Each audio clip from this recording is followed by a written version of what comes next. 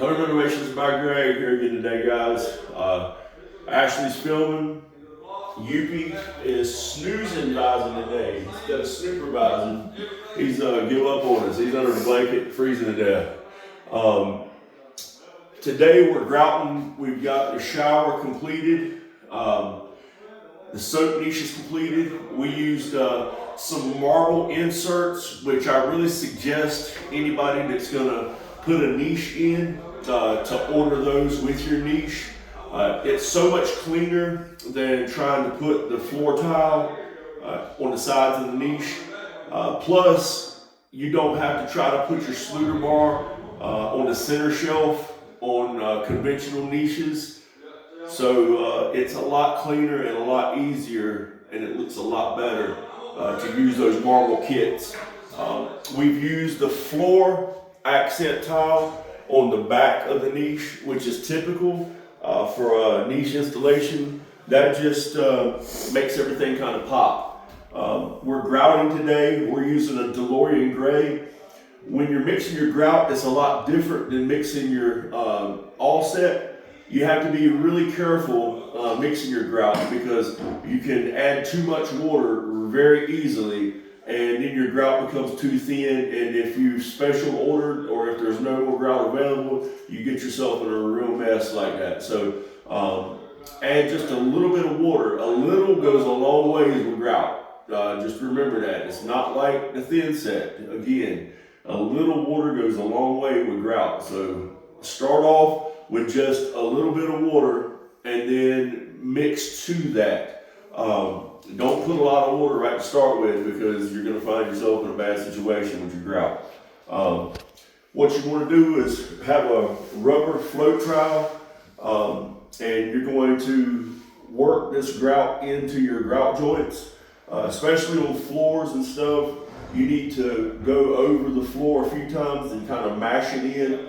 You'll find that when you're grouting floors like this and the stones, that it'll leave little air pockets sometimes, and when you start to wipe it with your sponge, you'll find out that the grout's not in the grout line as it should be. So just when you're grouting, pay close attention. Make sure that you're working it in really well, pushing a considerable amount of weight in when you're working your grout in, making sure that you're getting it in, and kind of work this way with it so that way you're pushing any air pockets that could be in it out. And then once your grout sets for about 15 minutes, you can start to wipe it. You want to make sure if you've mixed your grout thin that you've got a very dry sponge to start with. If you've mixed your grout a little on the thicker side, start with your sponge a little bit wet. That'll reactivate your grout. And it'll allow it to work in and look really nice. You're going to have to do a few wipe downs. You'll find that one wipe down is never sufficient. 2, 3, 4 wipe downs sometimes is not sufficient depending on the type of tile that you're installing and the grout that you're using. It'll leave a coat of film on the tile that you'll have to come back and wipe over. Just make sure when your first wipe, you get the majority of it, and then go ahead and do your second wipe pretty much immediately. That way you don't have any overage that hardens on your tile, because that again makes for a whole another nightmare in itself. You have to come back and try to get that off. So just be really careful when you're grouting.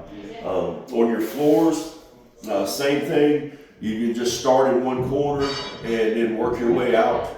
Again, working that into your grout joints. And kind of wiping as you go. Clean yourself out the door, that way you don't have to walk back over your tile to grout it. You could have mud or some foreign substances on your shoes. Clean up before you grout, and then as you go, wipe down everything. Ashley, do you have any tips for anybody today? No, I think you covered it all. Covered it all? The color in here is warm gray. The DeLorean's for the other bathroom bed. And also when you're in the mountains and you're feeding your buckets of water from a spring, make sure that your buckets don't have holes in the bottom of them, because at a pencil's width of water coming down from the spring, and about 20 minutes per bucket. When you're grouting, it takes about 20 buckets. So each one is extremely valuable. Luckily today, we are right across the street from the North Toe River, so we've had to actually dip a little water out from the North Toe to clean our grout up with. Not something we typically do, but we're on a new construction job and there's no water here except for the spring, as I said, just running slow. So anyway, remember, like and subscribe. Try to get this out to some people by sharing. We want to get some DIY project people out who are savvy and able to jump on their own projects to try to save some money. During this time of economic downturn, everything's inflated. People need to learn how to start doing a lot of things for themselves, and we're happy to try and help. God bless you guys, and see you next time.